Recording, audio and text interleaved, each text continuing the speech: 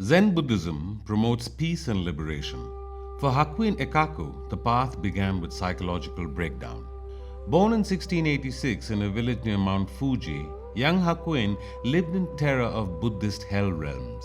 At age 7, he attended a sermon where a priest described Naraka in vivid detail. Rivers of molten iron, walls of flame, souls screaming through endless torments. The images overwhelmed the child. He fainted during the sermon. When he regained consciousness, he made a decision that would shape his entire life. He would become a monk and find a way to escape the hell he feared so intensely. At 15, Hakuin entered monastic life. What he discovered disappointed him deeply. Temple routine consisted of endless chanting, rigid rules, and mechanical obedience. Monks recited sutras promising liberation, but the words felt empty. The enlightenment described in Buddhist texts seemed absent from actual monastic practice. So Hakuin did something unusual for a young monk. He left his home temple and began wandering, studying with different Zen masters across Japan. For years, he trained obsessively, driven by a single question that consumed him. What is enlightenment? He read accounts of ancient Zen masters who reportedly achieved sudden awakening through a shout, a strike, or hearing a particular sound. He wanted that instantaneous breakthrough. He wanted transformation like lightning. Hakuin began meditating with an intensity that went far beyond normal practice. Hours stretched into days. His practice became increasingly extreme. He pushed his body and mind past reasonable limits, believing that enlightenment required absolute dedication. One night, during deep meditation, something went catastrophically wrong. He felt a sudden burst of heat in his chest that spread throughout his body like molten metal. His breathing became erratic and shallow. The room spun around him. He collapsed to the floor, convinced he was dying. When he regained consciousness, his body had fundamentally changed. He experienced what felt like paralysis, constant trembling, and a sense of profound emptiness that wasn't peaceful but terrifying. The meditation practice that was supposed to bring liberation had instead broken something inside him. Hakuin called this condition Zen sickness, a severe form of spiritual and physical burnout. His nervous system seemed shattered. He couldn't meditate without triggering intense symptoms. Sleep became impossible. His heart raced constantly. His thoughts spiraled into patterns he couldn't control. In his writings, he compared his condition to having both legs severed, completely unable to function. Desperate for relief, Hakuin sought help from an unusual source. A Taoist hermit named Ikkyū lived in the mountains, known for understanding these kinds of spiritual crises. Hakuin made the difficult journey to find him. The old hermit listened to Hakuin's story and laughed at him. "You chased emptiness so hard that emptiness chased you back," Ikkyū reportedly said. Then he taught Hakuin something that Zen training had never addressed. Taoist breathing practices designed to move energy down from the head into the lower abdomen. For months, Hakuin practiced nothing except these grounding techniques. He visualized warmth gathering in his belly, in the area called the tanden in Japanese tradition. He focused on bringing his awareness down from his head and into his body. Gradually, over many weeks, his symptoms began to ease. The racing thoughts slowed. The physical trembling decreased. He felt rooted in his body again, instead of floating in terrifying abstraction. This recovery became a turning point. Hakuin realized that Zen practice without physical grounding could become dangerous. True practice needed to integrate both transcendent insight and embodied presence.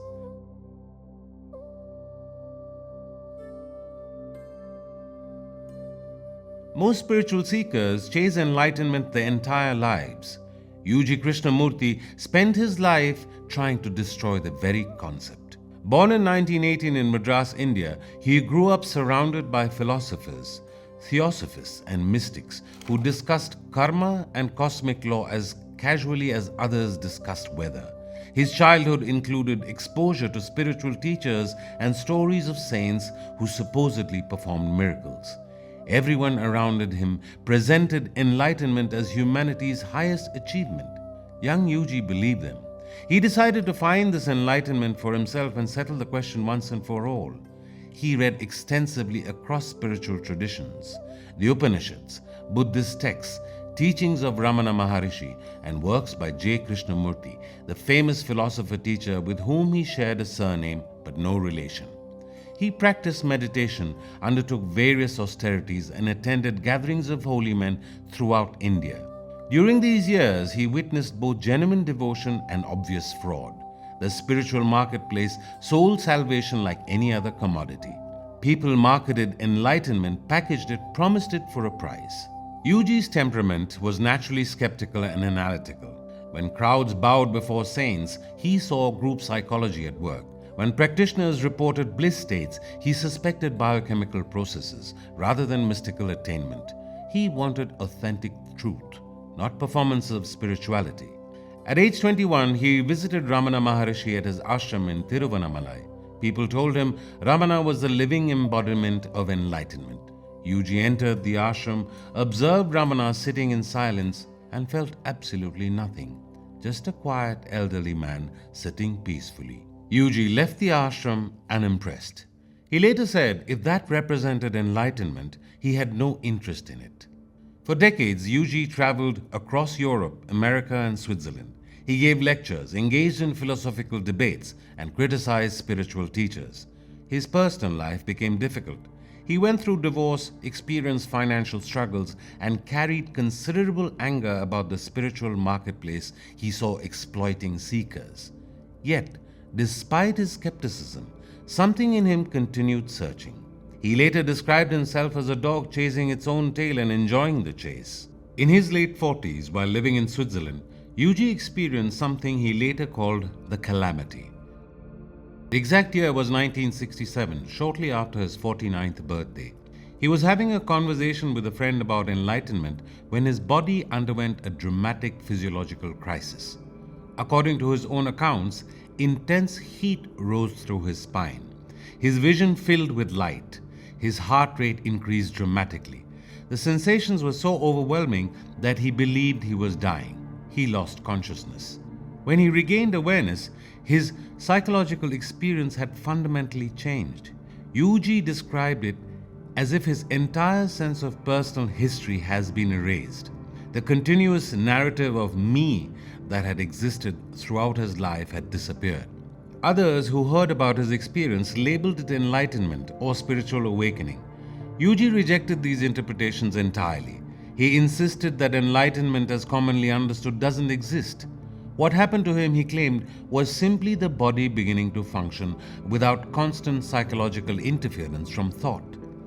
After this experience, Ikyū stopped all spiritual practices. He didn't meditate, didn't perform rituals, didn't teach formal methods. He lived simply, often staying in hotels, drinking coffee, watching television, and actively discouraging people who wanted to treat him as a guru. When seekers approached him wanting spiritual guidance, he typically responded with harsh dismissals. Who wants your freedom, he would ask. The one who wants it is the problem. He insisted that the search for enlightenment creates and perpetuates the very suffering seekers hope to escape. Ikyū described organized religion and spirituality as forms of marketing. He called the search for God a disease for which there is no cure because the cure is the disease itself. Religious people considered him a heretic. Philosophers often labeled him a nihilist. His few close friends described him as uncomfortably honest, a mirror that reflected without distortion. He maintained that after the psychological center collapses, there's no mystical bliss or divine oneness, just ordinary life experience without the constant narration of a separate self. You don't live life, he would say, life lives you. For years following the calamity, Ikyū reported ongoing physical changes. He described energies moving through his nervous system, heightened sensitivity that sometimes became painful, and a sense that his body was reorganizing itself to function without a psychological center. Traditional yogic texts might describe similar phenomenon as Kundalini awakening, but Ikyū rejected all such frameworks. He claimed not to understand what happened to him and insisted there was no one left to understand it anyway. People who met him described him as someone completely ordinary yet strangely different. He displayed no spiritual charisma, gave no sermons, and refused to play the role of enlightened teacher. When someone asked how they could become like him, he would respond that they were already like him but didn't recognize it. By the 1990s, Yuji had become known in alternative spiritual circles as the ultimate anti-guru. People visited him expecting profound spiritual transmission. Instead, he gave them questions that undermined their seeking. Why do you want to be free? He would ask. What will you do with freedom? Open a spiritual boutique? Then he might add, go live your life, eat ice cream. You're already what you're seeking, you just don't want it. He called his approach the teaching that cannot be taught. He insisted he wasn't special, wasn't awakened, wasn't different from anyone else. The only difference he claimed was that he stopped pretending to be a separate someone. In a spiritual marketplace full of teachers selling methods to find the self, Yuji claimed to have lost any sense of self completely. He turned spiritual seeking inside out until the whole enterprise collapsed into absurdity. Yuji died in 2007 in Valacroce, Italy, staying at a friend's apartment. There was no funeral ceremony or gathering of followers. Near the end of his life, friends asked what message he wanted to leave for the world. His response was characteristically blunt. There is no message. You are the message, unfortunately. For those who spent time with him, his words functioned as acid, dissolving spiritual pretensions. Yet some found genuine liberation in his approach. His relentless honesty pointed towards a different kind of freedom, the freedom of having nothing to attain, nothing to lose, and no one left who needed saving. Ikkyū Sōjun found awakening in sake cups and pleasure quarters. Born in 1394 in Kyoto during the Muromachi period, Ikyu entered life entangled in political complications. Historical records indicate that his mother served as a concubine at the imperial court. His father was likely Emperor Gokomatsu. Though his paternity was never officially acknowledged, he grew up as an imperial son without imperial status, simultaneously connected to power and exiled from it. This contradiction may have shaped his entire approach to Zen. He belonged nowhere completely, which perhaps freed him to question everything. As a young boy, Ikyu entered monastic training at the Rinzai Zen tradition. The monasteries of medieval Japan were complex institutions that combined genuine spiritual practice with significant political and economic power. Monks studied sutras, practiced meditation, and maintained strict discipline. He quickly noticed contradiction between Zen teachings and monastic behavior. Monks preached detachment while competing for donations and status. They taught emptiness while accumulating wealth and influence. The gap between stated ideals and actual practice struck him as fundamentally dishonest. He later wrote, "In temples, demons recite sutras and Buddhas beg for food." This reflected genuine disillusionment with institutional religion. At age 16, while meditating near a lake, Ikyu experienced what Zen tradition calls kensho, or an initial awakening. According to his own account, he heard a crow call. Something shifted in his perception. He later described seeing through the hole in the sky, an experience of reality without the usual psychological filters. This experience didn't make him conform to monastic expectations. Instead, it intensified his criticisms of Zen institutions. He began to see that everyone, including accomplished practitioners, were performing awakening rather than embodying it. In his 20s, Ikyu made an unusual choice. He left formal monastic life and began living among people that religious institutions typically condemned. He frequented sake houses, developed relationships with prostitutes, and wrote poetry that mixed erotic imagery with spiritual themes. His poetry from this period is explicit by any standard. He compared sexual experience to enlightenment, wrote detailed descriptions of physical intimacy, and suggested that desire, when fully experienced without psychological resistance, could function as a path to insight. To the Zen establishment of medieval Japan, this behavior represented serious transgression. Monks were expected to maintain celibacy and avoid alcohol. Ikyu openly violated these precepts while claiming his violations expressed authentic Zen understanding. His reasoning was consistent with certain Zen teachings about non-duality. If reality is fundamentally one, then sacred and profane are artificial distinctions. Sexual desire and spiritual aspiration arise from the same source. Trying to eliminate this desire creates internal division. Experiencing desire fully while seeing through its constructed nature allows it to dissolve naturally. He adopted the name Crazy Cloud, which served as both self-description and spiritual statement. He wandered Japan carrying minimal possessions, often just a staff, a human skull, a traditional memento mori object, and a flute. He performed funeral rites for poor people who couldn't offer proper Buddhist ceremonies. He wrote love poems for courtesans. He criticized powerful figures regardless of consequences. His behavior was deliberately provocative, designed to challenge conventional assumptions about spiritual attainment.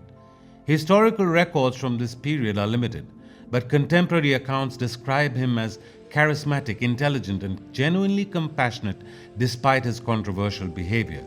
He seemed to care deeply about people that religious institutions marginalized, while showing contempt for religious hypocrisy. His approach rested on specific philosophical positions. He believed that monastic purity, when it became an identity to maintain, created another form of delusion. The monk attached to his holiness is as bound as a layperson attached to pleasure. He reportedly said, "I hate the ones who pretend to be holy. Give me a madman who drinks with compassion." He expressed preference for honest acknowledgement of human nature over performed sanctity. His teaching suggested that enlightenment already exists within ordinary experience. Laughter, hunger, sexual desire, physical decay, all contain the same fundamental nature that meditation seeks. Withdrawing from these experiences to achieve purity actually reinforces the sense of separation between self and world. In his 70s, Ikyu developed a relationship with a blind singer and musician named Mori. Despite the age difference and his monastic background, he lived openly with her. When other monks criticized this relationship, he wrote poems defending it and questioning their moral certainty. Ikyu refused formal temple burial arrangements and honorary titles. Historical records indicate he died in 1481 at age 87. His final recorded words were reportedly, "No enlightenment, no delusion, just this."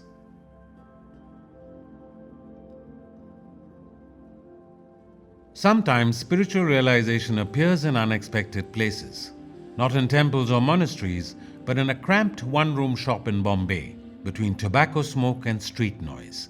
That's where Sri Nisargadatta Maharaj spent most of his life, running a small business selling beedis, hand-rolled Indian cigarettes. He wasn't a scholar, never attended university, never wore monastic robes. Yet his tiny shop became a destination for spiritual seekers from around the world. His teaching centered on a single instruction: look within and find what never changes. The simple fact of existing, what he called I am. Nisargadatta was born Maruti Shivrampant Kambli in 1897 into a poor Marathi family in Maharashtra, India. His early life was ordinary. He worked various jobs, married, had children, and eventually opened a small shop in Khetwadi neighborhood of Bombay. He wasn't searching for enlightenment, rather he was trying to support his family through honest work. In 1933, at age 36, a friend introduced him to Sri Siddharameshwar Maharaj, a teacher in the Navnath Sampradaya lineage. This tradition traces its spiritual ancestry to Dattatreya, a legendary figure in Indian spirituality. The meeting was brief and direct. According to Nisargadatta's later accounts, Siddharameshwar gave him simple instruction: "You are not what you take yourself to be. Remember only this: I am, and stay with it." This was the entire teaching, just that one instruction. Nisargadatta, who approached spirituality with the same discipline he applied to his business, took the instruction seriously. He began repeating silently throughout his day, "I am, I am, I am." This wasn't meant as a mantra for achieving peace or special states. It functioned as investigation into who is this I that says I am. Nisargadatta didn't analyze this question intellectually. He lived with it constantly while conducting his business, raising his family, and going about daily activities. He stopped formal prayer, ceased reading scriptures, and simply observed consciousness itself. Over several years, he watched thoughts arise and disappear, sensations come and go, emotions flicker and fade. Something remained constant through all these changes. Before any name, story, or emotion, there existed a raw sense of being present. This awareness that existed prior to all content became the focus of his investigation. He later said, "The I am is God. There is no other God to seek." According to his accounts, after roughly 3 years of this practice, something fundamentally changed. He described it as sudden recognition rather than gradual development. The boundaries between his sense of separate self and the world dissolved. What he called Nisargadatta appeared as simply a temporary form that consciousness temporarily occupied. Life, death, creation, destruction all appeared as movements within a single field of awareness. He reportedly said, "I am without beginning and without end. I have never been born, I do not die." When Siddharameshwar died shortly after, Nisargadatta considered abandoning his family life to become a wandering renunciate. However, he recalled his teacher's instruction to return home, live normally, and simply remember his true nature. So he went back to his cigarette shop. He continued running his small business, raising his children, and living an outwardly ordinary life. But his presence had changed. Neighbors noticed an unusual quality of peace and clarity. Word spread gradually. Seekers began visiting his shop, sitting on the floor while he sold cigarettes and spoke about the nature of consciousness. His teaching style was direct and often harsh by conventional spiritual standards. He told visitors, "You are dreaming. You mistake the movie for the screen." He had little patience for philosophy, religious sentimentality, or seeking special experiences. His message stayed consistent. You are not the body, you are not the mind. You are the awareness in which both appear. When people asked for spiritual experiences, he dismissed them as distractions. When asked about compassion and helping others, he responded that the person who wants to help doesn't ultimately exist. Life takes care of itself. Yet beneath this harshness, those who knew him described genuine warmth. He simply refused to comfort people's illusions or validate their spiritual seeking as an activity. Nisargadatta's approach involved the dissolution of the sense of being a separate self. He repeatedly directed students back to one question: who am I? He stripped spirituality down to essentials, just the continuous awareness of the fact of being. He would sometimes tell students, "Look, between two thoughts, there you are. Stay there." He pointed to the gap between thoughts as the doorway to recognition of pure awareness. He didn't promise bliss, peace, or any particular attainment. He offered nothing, suggesting in that nothing, freedom naturally exists. He said, "Wisdom is knowing I am nothing. Love is knowing I am everything. Between the two, my life moves." By the 1970s, Western seekers were beginning to find their way to his small room in Bombay. Writers, psychotherapists, scholars, and spiritual seekers from various traditions sat among the cigarette smoke and street noise, listening to a man who claimed no special status and charged no fees. He spoke only in Marathi, which translators converted to English for foreign writers. His responses were recorded and later published in books, most famously, "I Am That," which became influential in Western spiritual circles. He never charged money for teaching. He didn't care whether people believed him or accepted his words. He simply spoke from his understanding when asked. In his later years, Nisargadatta developed throat cancer, likely related to his lifelong smoking habit. When someone asked why an enlightened master still smoked despite the health risk, he reportedly smiled and said, "The body wants it. Let it have it. I am not the body." Even as cancer progressed, he maintained that illness belonged to the body, not to the awareness itself. He said, "This is not my problem." Nisargadatta died on September 8, 1981. Those present at his death described it as a peaceful, without struggle or fear. His body simply stopped functioning, while awareness, from his perspective, continued unchanged. His teaching continues through his recorded talks, particularly I Am That, which remains widely read in spiritual circles. The small room where he taught still exists in Bombay, maintained as a teaching space where students of his approach continue gathering. His contribution to spiritual discourse involves radical simplification. He stripped away religious complexity and pointed directly at the basic fact of existing, suggesting that investigation of this simple I am feeling leads to recognition of one's true nature as consciousness itself. Whether this recognition constitutes enlightenment or whether enlightenment even exists as more than a concept remains a question each person must investigate for themselves.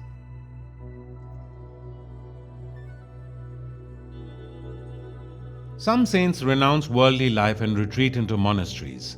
Bamakhepa took a different approach, living on the edge of a cremation ground where conventional boundaries between sacred and profane completely dissolved. He spent most of his life at Tarapit, a temple site in Bengal dedicated to the goddess Tara. Tarapit represented the fierce aspect of the Divine Mother, worshipped through tantric practices that most Hindus avoided. Bamakhepa, known as the Mad One who walks crooked, a saint whose behavior defied every social convention while expressing total devotion. Born Bamacharan Chattopadhyay in 1837 in a small village near Birbhum, Bengal, he displayed unusual behavior from childhood. Historical accounts describe him wandering into graveyards at night, singing to himself, and showing little interest in normal social interactions. Villagers considered him mentally disturbed. His mother reportedly said he belonged to the Divine Mother rather than to ordinary family life. As a young boy, he began visiting Tarapit regularly. The temple sits adjacent to a cremation ground, a location considered highly inauspicious in mainstream Hindu practice. Most people avoided such places. Bamakhepa was drawn to it. He would sit for hours before the Tara image, sometimes crying, sometimes appearing to speak to invisible presences, sometimes dancing without apparent reason. Local people believed he was possessed by spirits. From his perspective, he was communicating with the goddess herself. When he reached appropriate age, a tantric practitioner named Kailashpati Baba initiated him into formal tantric practice.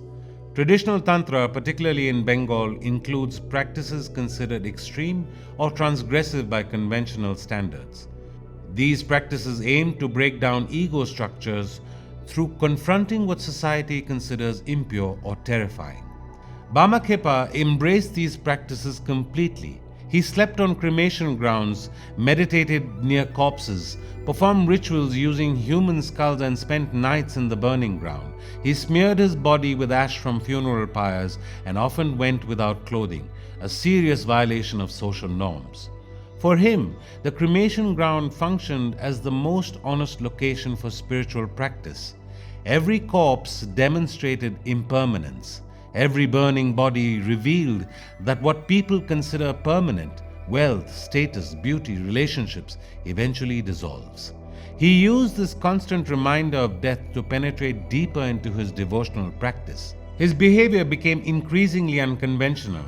He began treating everything equally, showing the same reverence to stray dogs as to respected priests, bowing to beggars and prostitutes, seeing the goddess manifesting through all forms. The distinction between pure and impure, sacred and profane, completely collapsed in his perception. Villagers began calling him Bamakhepa, the Mad One. His behavior seemed completely unpredictable. He would accept food offerings, present them to the Tara image, then eat voraciously. He cursed some people, blessed others, sometimes doing both to the same person within minutes. Despite his apparent madness, people noticed something unusual in his presence. When he spoke, even his seemingly nonsensical statements sometimes contained insight. When scholars asked him philosophical questions, he typically responded with riddles or actions rather than systematic answers. One recorded exchange has a scholar asking about the nature of the soul. Bamakhepa reportedly laughed and slapped his thigh, saying, "Ask the wind its birthplace. Ask the flame its shape. When you become what you ask, you'll have the answer." His entire life functioned as teaching, demonstrating complete surrender to divine will as he understood it. He would cry like a child one moment and shout the next. He said the mother goddess was everything, giving both hunger and food, pleasure and pain. From his perspective, questioning this divine play was pointless. One famous story from Tarapith illustrates how devotees perceived him. According to this account, temple priests refused to let Bamakhepa enter the sanctum because his appearance, naked, covered in ash, intoxicated, violated ritual purity standards. They locked the temple doors before evening worship. Bamakhepa sat outside and began singing devotional songs. The story claims that by midnight, the temple lock broke spontaneously and the goddess's garland fell from her image as if offering itself to him. Priests opened the door and found him unconscious before the deity, with what appeared to be blood and tears on his face. Whether this incident happened exactly as described or represents legendary embellishment is unclear. What's certain is that after some point, temple priests stopped trying to exclude him and instead treated him with respect, acknowledging his devotion even when his methods violated their protocols. Bamakhepa's behavior, while appearing chaotic, followed certain themes consistent with tantric philosophy. Tantra, particularly in its most extreme forms, teaches that complete divine union requires destroying the ego's structures, including concern for reputation, comfort, conventional identity, and even sanity. He reportedly said that when the Divine Mother truly claims someone, she tears away their mind first. What society calls madness becomes the price of seeing reality clearly from his perspective. His life functioned as a constant offering. He didn't suppress desires. He claimed to burn through them completely. He didn't deny sensory experience. He engaged in it so intensely that it lost its binding power. His laughter disturbed conventional religious people. His periods of deep silence seemed to help those who were suffering. He told seekers to not look for peace, but for truth, suggesting that peace only comes after the storm of ego dissolution passes. In his later years, his reputation spread. People of various social classes, including wealthy patrons and educated scholars, began visiting Tarapith to see him. According to accounts, he treated everyone the same, showing no particular deference to status or education. When asked to perform miracles or demonstrate supernatural powers, he typically refused, saying that Tara herself was the only miracle worth recognizing. In 1911, sensing his approaching death, Bamakhepa returned to the cremation ground where he had spent so much time. According to devotees, he sat in meditation posture on the ashes and said, "Mother, this body was yours. Take it back." He died shortly after. Most people spend their lives running from death. Ramana Maharshi began his awakening by lying down to meet it. At 16, in a quiet house in Madurai in 1896, an overwhelming fear of death gripped him without any physical cause. The raw certainty that death was imminent. Instead of panicking, he performed an experiment. He lay down on the floor, held his breath, and stiffened his limbs to stimulate death. He later described watching his own stimulated dying process with complete awareness. During this experience, he realized that something continued observing even as the body appeared to die. Whatever could witness death itself could not be subject to death. This realization fundamentally altered his sense of identity. The teenage boy named Venkatraman underwent a transformation so complete that his former sense of self dissolved. What remained was pure awareness without a personal center. Several weeks later, he left home without telling his family. A single destination pulled him forward: Arunachala, the sacred mountain in Tiruvannamalai that Hindu tradition associates with Lord Shiva. He arrived half-starved, gave away the small amount of money he carried, and found shelter in temple spaces around the mountain. For the next several years, he remained almost completely silent. Accounts from this period describe him sitting motionless for such extended periods that his body showed signs of neglect. Insects apparently fed on his skin while he sat absorbed in what he later called the self. When devotees eventually found him in various temple spaces, they described him as being in extraordinarily deep meditative states, apparently unaware of his physical surroundings or bodily condition. His silence gradually ended as people began seeking him out. When he did begin teaching, his method centered on a single question that he would direct students to ask themselves: Who am I? This was meant as a practical investigation. He instructed students to trace every thought back to its source to find the I that thinks. His teaching suggested that this investigation, when pursued deeply enough, reveals that the separate self is an illusion. In 1949, doctors discovered a sarcoma on his left arm. The tumor grew despite multiple surgeries. Medical professionals urged more aggressive treatment. But Ramana reportedly accepted the progression of his illness with unusual equanimity.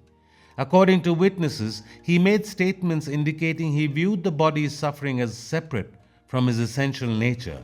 He apparently experienced significant pain but maintained that the pain belonged to the body, not to awareness itself. On the evening of April 14, 1950, he died at his ashram in Tiruvannamalai. Multiple witnesses, including his biographer, reported seeing an unusual luminous phenomenon in the sky at the moment of his death. They described a bright light that appeared to move from the ashram towards Arunachala mountain. Ramana's teaching emphasized that awakening doesn't require effort, striving, or accumulation of spiritual experiences. His approach suggested that realization comes through recognizing what's already present, through ceasing the constant identification with thoughts and the body. He demonstrated that spiritual transformation can happen through releasing the compulsive need to maintain a separate self.